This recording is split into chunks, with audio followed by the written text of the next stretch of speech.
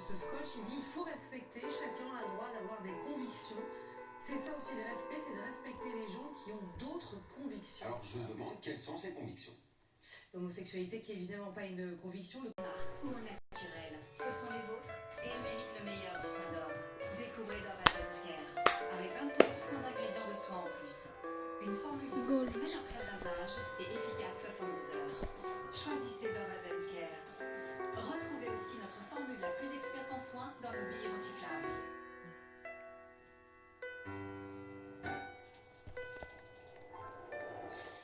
Nous partageons l'amour du cinéma.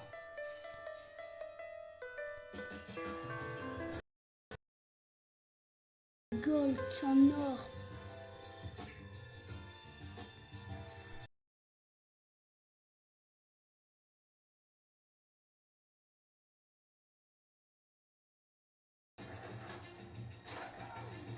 Quand on est ouvert d'esprit, un échec devient une leçon. Un handicap, une force. Un blocage, une opportunité.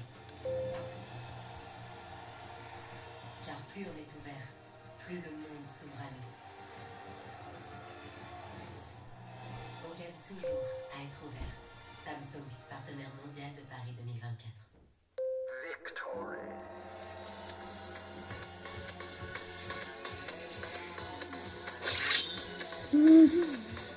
Non.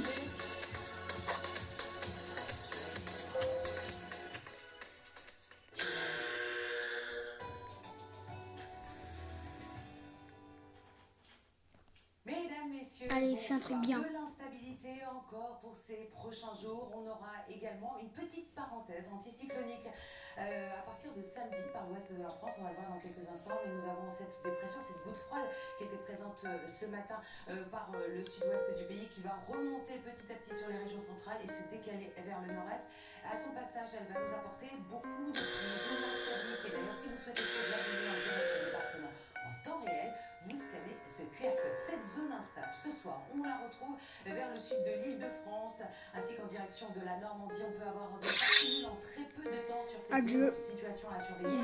Des orages isolés également sur le reste du pays. Un temps un petit peu plus calme le long des côtes de la Manche, vers le nord-est, ou encore autour du golfe du Lion. En matinée, cette zone va totalement se décaler vers le nord-est à surveiller. Les forts cumuls sur une zone un peu instable avec les rivières. Voilà. On attend tout de même jusqu'à 60 mm de précipitations en très peu de temps. Dans l'après-midi, cette zone va se caler vers les frontières et nous avons à l'arrière des averses orageuses accompagnées de grêles, de fortes rafales de vent également possibles. Un temps plus calme autour de la Méditerranée et sec avec le vent jusqu'à 80 km/h. Les températures en matinée seront comprises entre 9 et 17 degrés et dans l'après-midi, eh bien, on revient tout simplement dans des normales de saison sur une grande partie du pays jusqu'à 24 degrés autour de la Méditerranée. Et pour le parcours de la flamme olympique en Dordogne, on retrouvera une température de 18-19 degrés. Pour la suite, petite baisse pour les journées de mercredi et de jeudi, avant une nouvelle hausse pour samedi. On passera légèrement au-dessus des normales de saison. Et d'ici là, on parlera encore d'averses orageuses. Mercredi, sur quasiment toute la France, temps plus calme autour de la Méditerranée. Mais encore une fois, c'est le vent qui va souffler jusqu'à 70 km/h. Très peu de changements pour les journées de jeudi et de vendredi. On attend cette petite parenthèse anticyclonique samedi avec le retour d'un temps calme et sec dans l'ouest et le sud. Des averses dans le nord-est avant l'arrivée dès dimanche d'une nouvelle perturbation. Nord-ouest, direction maintenant l'outre-mer où les températures sont élevées. Bien sûr, on va retrouver des valeurs autour des 33 degrés en Guyane avec quelques passages nuageux, des averses vers la matinée, plein soleil, jusqu'à 33 degrés.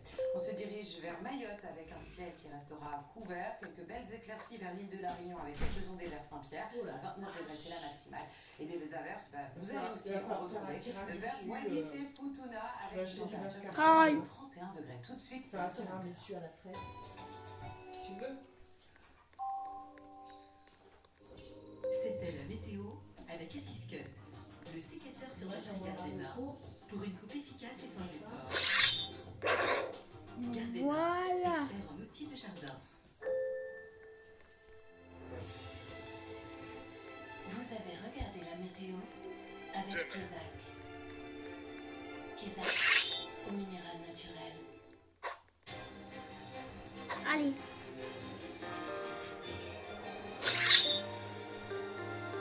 Bonsoir, bienvenue dans le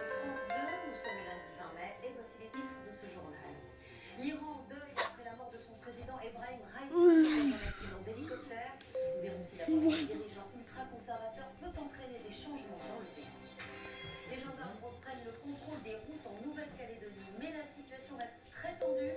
La Croix-Rouge vole au secours des habitants privés de vie. Le Conseil de défense se tient ce soir à l'Élysée. Il a incarné Marseille avec son accent et sa faconde. Jean-Claude Gaudin, qui fut maire de la cité phocéenne pendant un quart de siècle, est mort à 84 ans. Nous reviendrons sur son parcours.